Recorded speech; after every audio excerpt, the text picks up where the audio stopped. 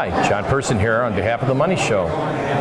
Today I'm here with Ryan Wilday, and we're going to go over his specialty tool, which is Elliott Wave Analysis and how it applies to cryptocurrencies, which is pretty fascinating in itself, how we use old school technical analysis with a new asset class. So, Ryan, how did you put the two together? Well, I learned it as a member of Avi's site, which of course now I'm an analyst on the site. And what I've learned from the technique is that the first wave up in a market and the correction that follows really sets up our projection and Fibonacci projection forward. And so the first crypto that I traded very actively was Ethereum. And so Ethereum in its early days went 41 cents to 21.50 and then hit a bear market into $5. If you think about that, 41 cents, $21 down to 6, it's really volatile. That actually set up our expectations for the future.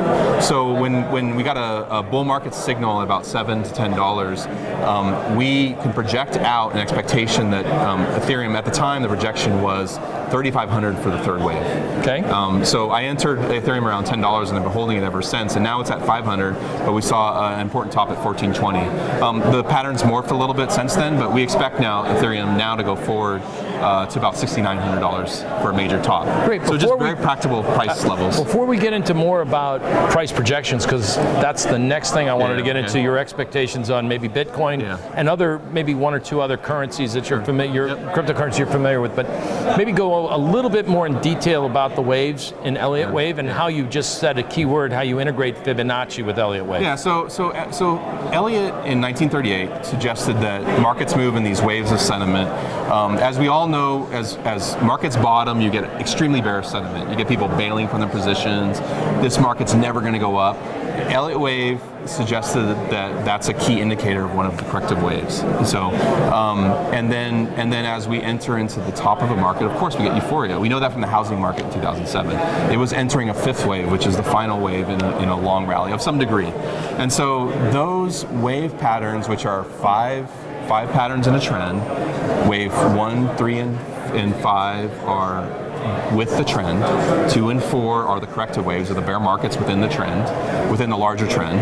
All of those wave patterns have natural mathematical proportions to each other, and all of that's based on nature. So Fibonacci sequences are, like the Nautilus shell grows in Fibonacci sequence. Our eyes are actually proportioned in Fibonacci's numbers.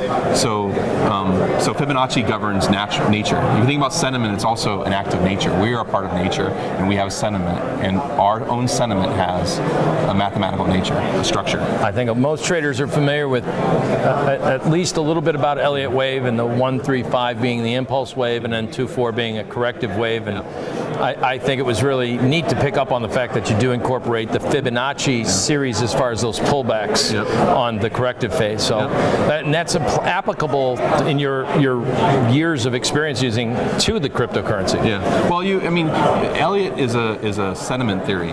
And I don't know of any market that's more sentiment-driven than cryptocurrency. It's, there are techniques developed to get fundamental analysis, but they're really early. It's a technical trade. It's a chart. It is absolutely, by all stretch of the imagination, a fascinating field globally. It's not just a domestic, it's global. It's wherever you go, South America, Russia. It's just, everyone wants to know more about it. We really appreciate you coming and expressing your talent and as well as your market analysis with us. Thank you. Thank you.